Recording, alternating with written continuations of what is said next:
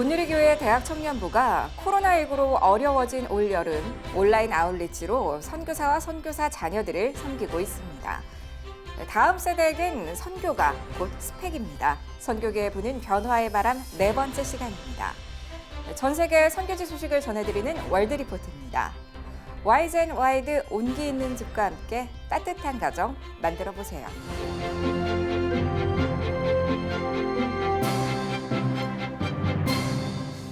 안녕하십니까.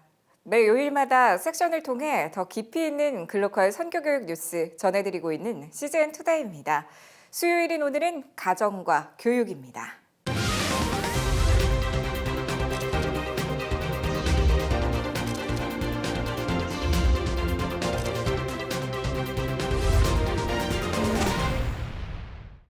올여름 아웃리치가 어려워지면서 많은 한국 교회가 새로운 섬김의 방법을 모색하고 있는데요. 온라인을 통해 발빠르게 나선 청년들이 있습니다. 보도에 박건희 기자입니다. 토요일 오전 10시 책상 앞에 앉아 화상통화를 켭니다. 시간이 지나자 어린아이가 나타납니다. 반가운 인사와 함께 기도한 후 온라인 과외를 시작합니다. 온누리교회 대학부 허브공동체에서 시작한 배워서 남주자 프로젝트 수업 현장입니다. 배남프는 코로나19로 어려워진 해외 아웃리치를 대신해 지난 6월부터 선교사 자녀들을 대상으로 시작됐습니다. 현재 60여 명의 청년들이 54개 클래스를 운영하고 있습니다. 초등학생부터 고등학생 나이까지 다양한 연령대의 MK 30여 명이 국어와 영어, 수학, 과학, 한국사 등을 배우고 있습니다. 선생님이랑 얘기를 할 수 있다는 게 좋아요. 저는 지금 요즘 너무 심심하거든요. 코로나 때문에 밖에 나갈 수도 없고 친구도 없으니까. 아웃리치도 사실 이렇게 하나님 사랑 전하러 가는 거잖아요. 십자가 사랑 전하러 가는 건데 뭔가 이렇게 코로나 상황에서 이렇게 화상 통화하면서 예수님의 사랑을 조금이나마 전할 수 있는 것 같아서 너무 감사하고 또 이런 기회가 있는 교회 다닌 것에 또 감사한 것 같아요. 선교사들의 호응을 얻은 배남프는 온누리교회 대학 청년부 전체가 참여할 수 있는 미션 커넥트로 확대됐습니다. MK 온라인 교육 튜터링 커넥트와 선교사들과 교제하고 축복하는 블랙싱 커넥트를 진행합니다. 초등학교 1학년 이제 이런 친구들 과외하고 있는 친구들인데 이 친구들이 이제 한글을 과외하거든요. 처음 시작할 때는 한글도 읽지 못했는데 지금은 선생님한테 손편지를 써서 준다. 뭐 이런 간증들도 있고 이러다 보니까 선교사님들도 이제 처음에는 많이 신청 안 하셨는데 점점 가면서 신청을 좀 더 해주시는 편이세요. 자녀들이 변하는 것들에 대해서 보시고 이제 이 과목뿐만 아니라 저 과목도 해줬으면 좋겠다 이런 부분들도 많고요. 온누리교회 대학부 담당 최성민 목사는 프로젝트는 10주간 한시적으로 운영되지만 앞으로 더 많은 청년들과 선교지를 연결하는 방안을 모색하고 있다고 전했습니다. 학생들한테 항상 그런 식으로 권면하거든요. 지금 우리가 멈출 시간이 아니라 이제 더 도약하기 위해서, 더 새로워지기 위해서 하나님께서 우리에게 주신 시간이기 때문에 더 도전해보고 이럴 때 이전까지 꿈꿔보지 못했던 새로운 방법들을 한번 꿈꿔보자 이런 이야기 많이 하거든요. 좀 더 확장하자면 이거를 선교사 자녀, MK들뿐만 아니라 현지에 있는 친구들하고도의 만남의 소통의 장으로 만들 수 있지 않을까. 그렇다면은 거기에는 진짜 복음을 녹여서 이제 복음을 전할 수 있는 그런 기회의 툴로 만들 수 있지 않을까라는 생각을 좀 해봅니다. 시즌 투데이 박건희입니다. 다음 세대들은 단기적인 선교와 헌신의 시간도 자신의 스펙이 될 수 있길 기대합니다. 이런 다음 세대들을 어떻게 선교지로 이끌 수 있을지 선교계에 부는 변화의 바람 네 번째 시간을 통해 알아봅니다. 박건희 기자입니다. 연애, 결혼, 취업 세 가지를 포기했다는 의미의 3포 세대를 지나 5포, 7포 세대가 된 청년들. 이제는 모든 걸 포기한 M포 세대로 불립니다.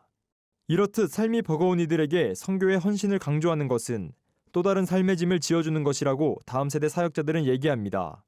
때문에 선교지에서의 헌신이 그들 스스로에게도 유익이 될 수 있는 방법과 기회들을 열어주고 알려줘야 한다고 전문가들은 말합니다. 90년대생들은 자기 능력이 명확하거든요. 그리고 자기 분야가 명확하기 때문에 그 분야를 통해서 선교할 수 있는 부분들을 제공해 줄 수 있어야 되는 것 같아요. 예를 들면 뭐 코이카라든지 이 길이 아닌가 봐라고 생각되면 고국에 돌아와야 되는데 돌아와서 인턴 선교사로 3년 있었다라는 건 아무런 내세울 만한 것이 되지 못합니다. 그러나 NGO 단체나 코이카로 나갔을 경우에는 돌아와서 난 봉사 했다라는 봉사 점수를 받고 경력으로 인정도 될 수 있는 길들이 있기 때문에 오히려 폭을 넓혀서 그러한 길들을 활용하는 것이 필요하다는 CGN 투데이 박건입니다.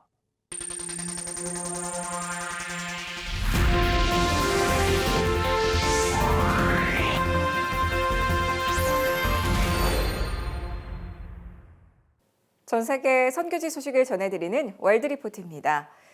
윌 포드와 매트 로켓은 자신들이 미국의 인종주의에 맞서 싸우게 되리라고는 생각하지 못했습니다.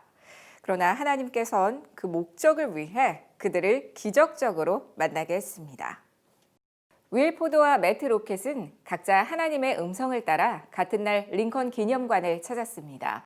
Doing life together, praying together, great friendship. I love this man like my own brother. 이들은 인종 갈등으로 인한 상처를 치유하고자 합니다. 강연할 때마다 옆에 두는 주전자는 윌의 조상들이 사용하던 것이었습니다. 윌의 조상들은 폭력적인 주인들을 피해서 주전자 아래에서 기도했습니다. 주인에게 기도 소리가 들리면 구타당했기 때문입니다. We can definitely rise above racism in America. The whole nation is in a learning moment right now. Through this retreat, we're going to hit on all these different touch points where people have been dehumanized, made less than, and hit on this thing. 윌과 매트는 교제를 나누며 가정에서 그 일을 해냈습니다. It started in a prayer meeting and we took it into our living rooms. Because this is the place where change starts. It starts with us right in this level. 그러나 행동이 필요한 일입니다. It's going to take us going beyond our bubbles, going beyond our comfort zones, and finding one another. We need the white community to make an effort to get past their comfort zones and engage and connect with other people of color. 매트는 사람들이 잊지 않길 기도합니다. I think there's a common sentiment that, hey, I wasn't there, you weren't there, get over it. And I want to encourage us that there is a dismissive attitude that we need to address in the church. That we dare not dismiss the pain that has historical roots that has endured to this day. 윌은 교회가 하나 돼야 분열된 나라를 치유할 수 있다고 말했습니다. We need to connect with the parts of the body that need healing, that need help right now. It affects all of us spiritually. Because when one part of the body is hurt, all of us are hurt. We have this foundation of believing in redemption. And so as the culture is in this tug of war over who did what and who's right and who's wrong, we're actually in a position to step in and say, you know what? There's a thing called repentance and there's a thing called forgiveness. When you think that Jesus loved us so much that he'd rather die than spend eternity without us, and you think, okay, well, what kind of love is that? That brings worth, that brings dignity, that brings value to every single person. And if we can introduce that into the culture, oh, the work of God, I think, could explode in a powerful way right now like we've never known. Maybe we'll get a great awakening. 윌과 매트는 강연을 들은 사람들이 자신들과 같은 우정을 나누기를 바랍니다. There is this table of brotherhood Dr. King talked about. Sons of former slaves sitting with a son of former slave owners. And listen, we're here to tell America right now there's still room at the table. 지금까지 CBN과 함께하는 월드리포트였습니다.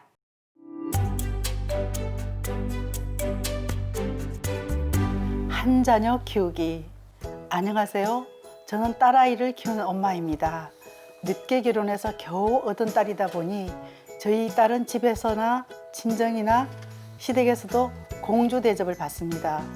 혼내면 아이가 기죽는다는 친정 엄마 말씀만 듣고 어릴 때부터 너무 오냐오냐 해서 키운 나머지 아이가 자기밖에 모르는 건 아닌지 염려가 됩니다. 초등학교에 들어가면서 친구들하고 충돌이 너무 많은데 대부분 자기 주장이 강하다 보니 다툼이 생기는 것 같습니다. 집에서는 무조건 저 하자는 대로 했고 누군가 경쟁할 대상도 없었는데 학교를 가고 나니 그런 부분이 문제가 되는 것 같습니다. 친구들이 자꾸 자기 이야기를 안 들어준다고 짜증을 내고 반에서 회장을 뽑는데 자기를 안 뽑아준다고 속상해하고 선생님도 자기를 안 예뻐한다며 학교에 가기 싫다고 하네요. 그래서 한 번은 아이들을 집으로 초대해 피자에 치킨에 잔뜩 사주고 친구들을 만들어주려고 애썼는데 그조차도 별 도움이 되지 않습니다. 형제 없이 자라서 그런 걸까요? 어떻게 키우면 사회성 좋은 아이로 키울 수 있을까요? 미국에서는 아이들을 키우는데 다른 사람들과 나눠라. 그런 얘기를 제일 많이 듣고 애들이 그렇죠. 자라고, 일본에서는 남에게 폐를 끼치지 말라. 그 얘기를 많이 듣고, 한국에서는 남에게 기죽지 마라. 기죽지 말아라. 이 얘기를 많이 듣고 자라서 한국 애들이 굉장히 경쟁적이다 이런 얘기를 많이 들었거든요.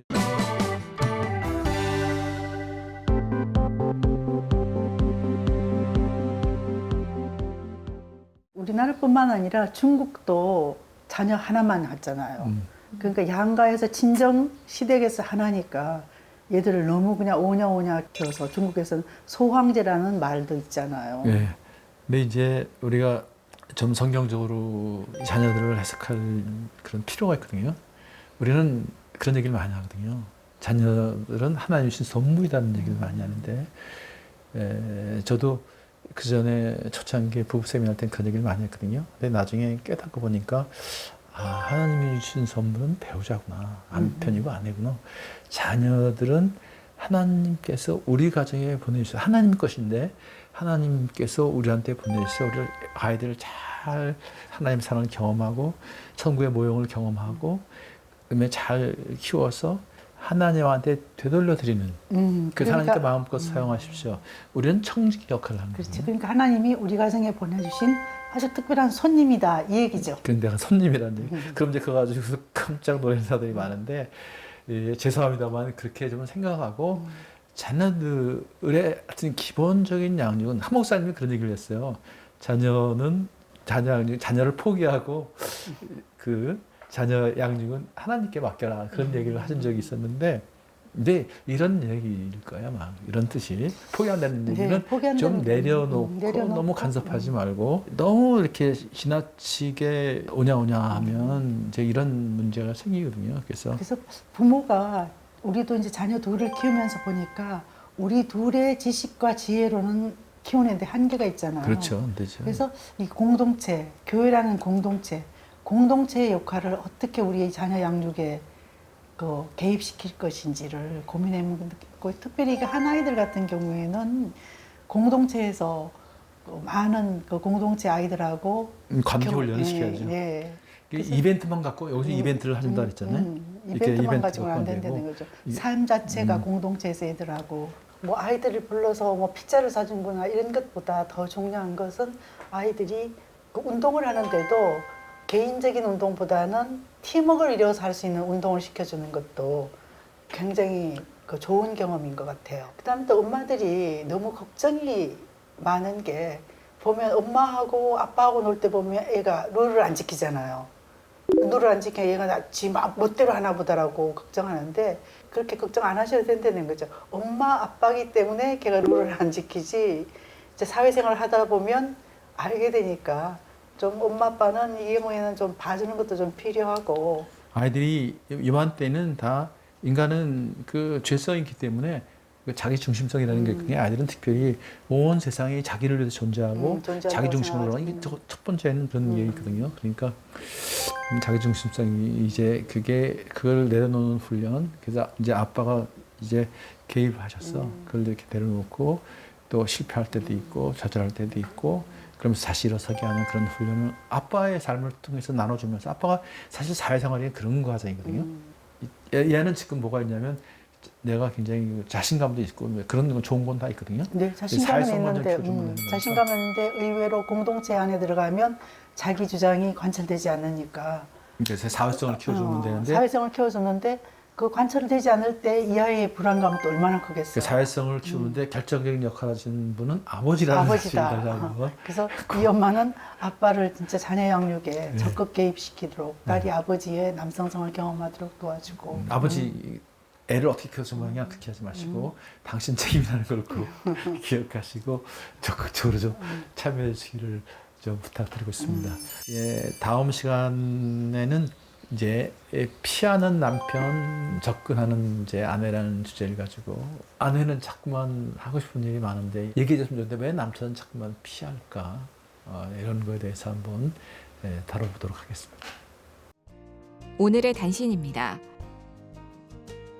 다음 달 18일부터 12일간 진행되는 제21회 서울 퀴어 문화축제를 반대하는 국민청원이 진행 중입니다. 오는 19일이 마감인 청원은 20만 명을 넘겨야 청와대 답변을 들을 수 있지만 현재까지 13만 명밖에 안 되는 상황입니다. 17개 광역시도 22개 시군구 기독교 연합회가 함께 주최하는 제2차 한국교회 기도의 날이 바뀐 날짜인 오는 20일 오후 3시부터 5시까지 세종청사 국무총리실 앞에서 진행됩니다. 미얀마 법원이 코로나19 사태 기간 폐쇄령을 어기고 예배를 드린 캐나다 목사에게 징역형을 선고했다고 로이터 통신이 전했습니다. 지난 4월 초 양곤에서 성도들과 예배를 드린 데이비드 라 목사는 5명 이상의 집회 금지를 어기고 예배를 드려 징역 3개월을 선고받았습니다. 기독교 환경교육센터 산림 등이 공동 주관하는 플라스틱 프리 여행 에세이 공모가 다음 달 21일까지 진행됩니다. 플라스틱 프리 여행을 본인 블로그나 SNS 등에 올려 해시태그와 함께 자유 형식으로 게재해 참여 가능합니다. CGN투데이는 더 넓게, 더 지혜롭게 세상에 바로 서고자 하는 그리스도인들을 위한 눈이 되겠습니다. 시청해주셔서 고맙습니다.